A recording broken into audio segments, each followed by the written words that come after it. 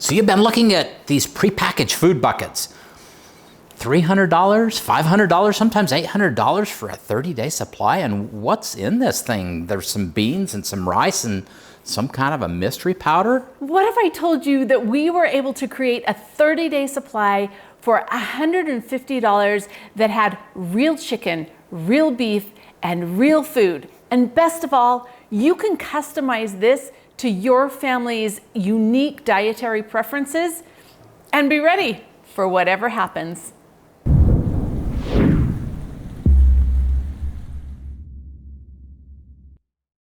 Hey, Provident Preppers, I'm Jonathan. And I'm Kylene. And today we really have a treat for you. This took me a long time to work on it, so I hope you really appreciate this. You know, I'm concerned because so many of our friends feel like you have to go out and purchase these pre-made food storage kits or you're not going to be able to survive, right? And even recently I went to Costco and I was looking at one of the ones that they have available there, and it's a lot of money for not a whole lot of food. And so it's really important. You just got to really look at what it is that you're purchasing, and that food kit might be just right for you. It really might be just right for you. It's not just right for me. So we decided that we would create these buckets. This is a whole different world than what you're going to see there because, okay, and I'll admit my biases up front right here, right now. The buckets that we looked at, because we started this several years ago and we had people say, oh, well, look at our bucket. And we tried it. It was really scary. The food, and they talk about, okay, this little pot of soup is 3 servings.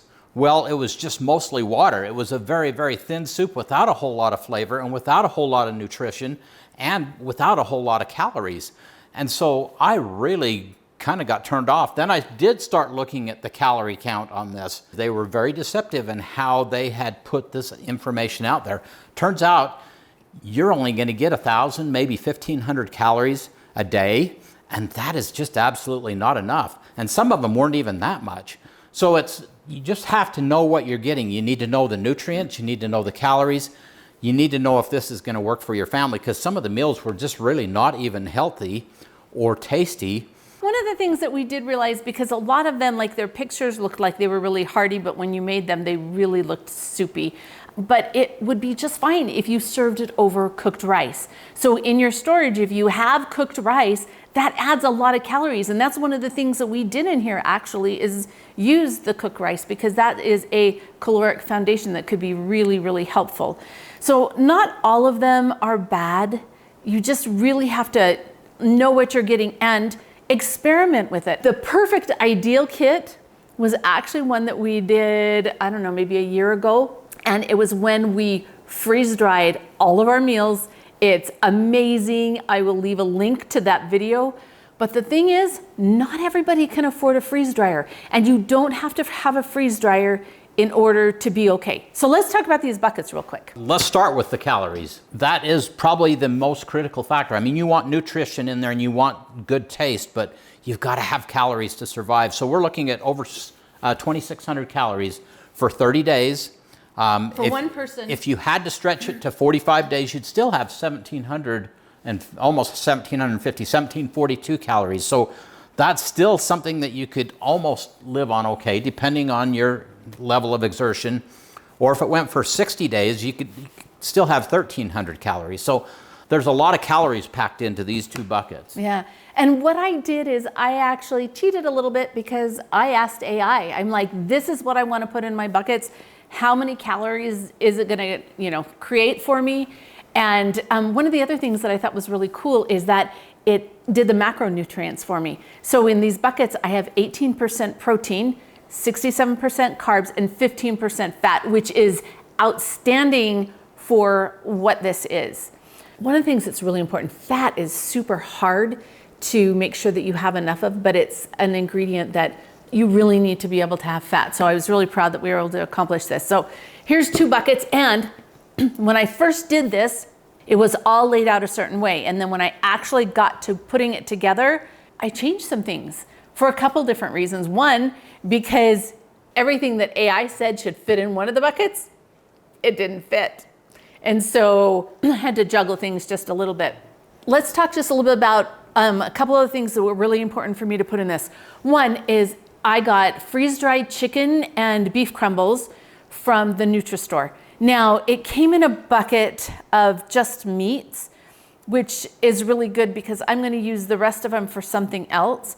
But I wanted really good meat in here, and freeze-dried meats, you know, they have a 20-25 year shelf life. So that was important too. These buckets, I don't want to have to rotate these. Now, it's important to rotate. It's good to rotate. But if I put this in the bottom of my closet, it should still be good for 10, 15, 20 years. So that was important to me.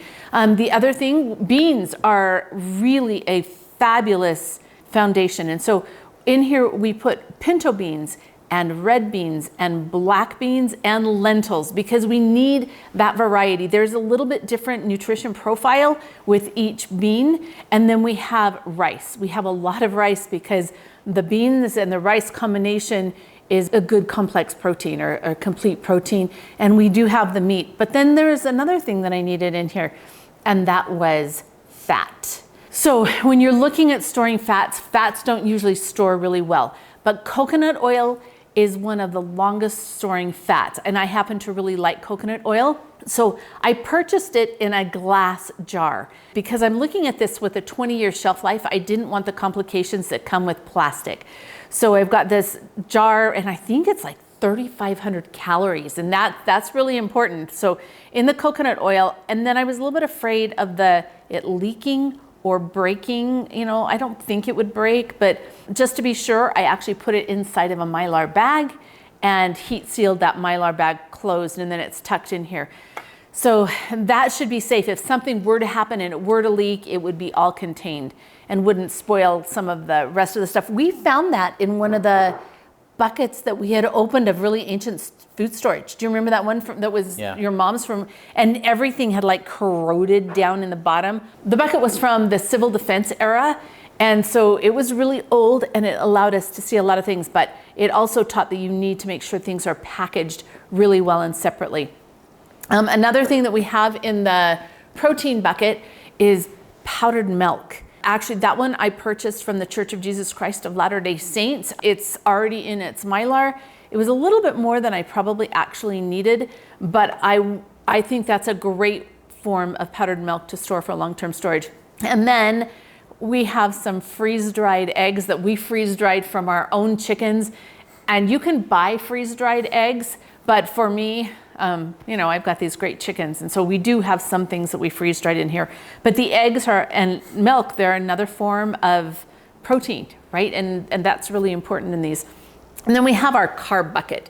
And in that bucket, we have all of the rice, we have oats. I went to Costco and got some of their shredded potatoes. Their shredded potatoes don't have any oil in them, so you don't have to worry about them being rancid after a while. It's just straight potatoes, and they come in these little cartons. But I was really afraid to continue to store them in the cartons because, you know, that oxygen, it's just not going to be a good environment over the long term. So I poured them into a Mylar bag with an oxygen absorber. And I put sugar in here. Now, in our normal diet, we usually don't eat a lot of sugar.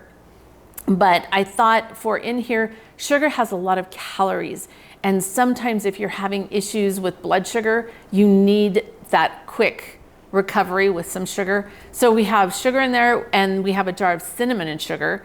The spices that I chose were cumin, chili powder, Italian seasoning, and salt and pepper.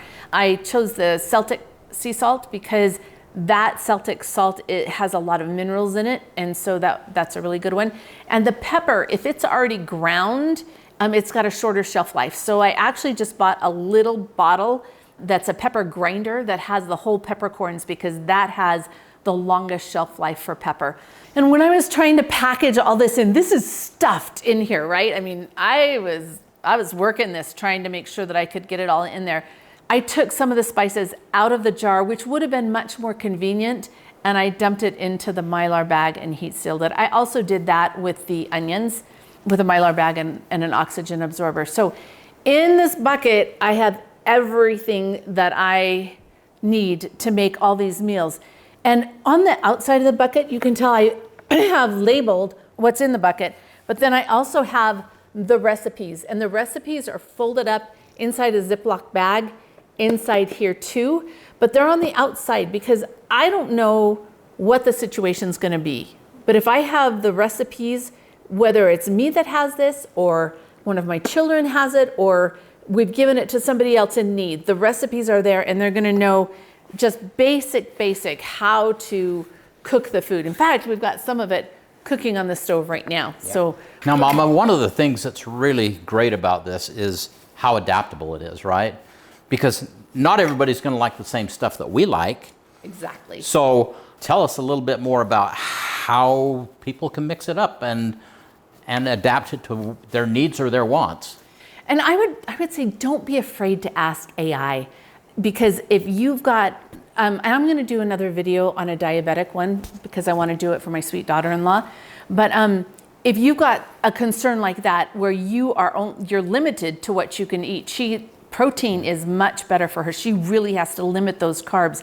And so she has to get a little bit more creative. But if you ask AI, say, I want this in my bucket, what can I do, right? How much do I need of each of these things?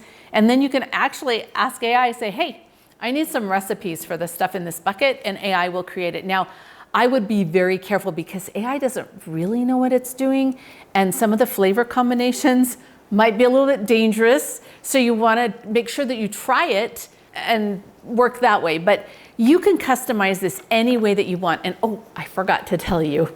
So I have a little problem with chocolate. Hi, my name's Kylene. Hi, have we ever discussed this chocolate issue? So I have a couple Symphony bars. You know, this is not a 20-year thing. So it's going to make me want to rotate it. There you go. And because we put the Gamma Seal lids on here, you could put a regular lid on here. But because we put the Gamma Seal lids, these can spin on and spin off, which makes it really nice for checking on things. When you're actually using these, you don't have to worry about trying to get that lid off and keeping it back on. You can just open it and close it. So that's why we chose the Gamma Seal lids for these, but totally customizable. But make sure that you have all the information at your fingertips that you might need when you are creating your meals from these buckets, because that's what it's all about. And it's real food.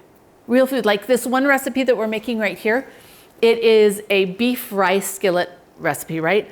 So for one serving, it has 1 ounce of beef, 1 cup of cooked rice, a half a cup of cooked beans, a tablespoon of coconut oil, and that coconut oil is so important for your fats, 1 teaspoon of dried onions, 1 teaspoon chili powder, a half a teaspoon cumin, a half a teaspoon salt, and a 1/4 teaspoon of pepper. And then we're frying that all up, and then we serve it.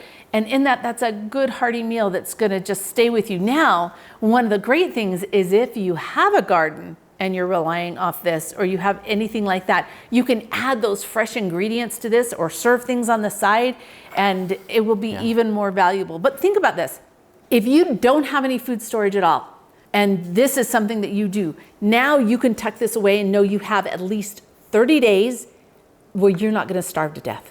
And one of the things I liked about it is that, say you do get evacuated, you can grab these two in a hurry and go. And you're gone. So that was one of the really exciting things to me, and that's when I pointed it out to her, and then she said, well, or you can put this in your closet and just know that it's there. But either way, if you need to take it, you can, or it's there sitting there ready for you whenever you need it. Insurance, food security, right? So that you just know that you have it. We love PackFreshUSA Mylar bags. Their oxygen absorbers are the best I have ever tried. And that's what we packaged a lot of this stuff in. When you do Mylar bags, you've got to make sure you dump the product in, and then some of them have a zip closure, but you've got to make sure that you heat seal it. You can't just zip it, because that is not a true oxygen barrier. And what I used to heat seal it was just my hair straightener. You can use an impulse sealer, but you don't have to. Like, you can do this with very limited resources, and yet what a great food security, right? To be able to create this. And you know, we had that interview with Kyle Christensen, Who's Coming to Dinner. Well, if I've got to evacuate and I've got to go stay with somebody else, at least I'm bringing something. That's right. Right? Something that everybody would be able to eat, and I could do my part. And once again, I really love, Mama, that you put all these spices in there, because sometimes this food could get a little bland, but you can mix it up with all kinds of spices and really fun flavors. And that's, to me, that's pretty important. Okay. I love food, and I love the variety. And talking about flavors, I think I forgot to mention that I put freeze-dried fruit in here, because oatmeal is one of the things, right? The rolled oats, there's a lot of those in here, and just a little bit of fruit in those rolled oats, it's kind of like adding spice to something. It can totally change the flavor. If you go into the description of the video, I will have a link for you where you can go to one of our posts and get all of this information all lined out for you. And now for the question of the day. Have you tried some kind of a bucket system like this? If so, tell us your experience. And if not, think about what you would put in yours. And let's drop that in the comments and talk about it. And thanks for being part of the solution.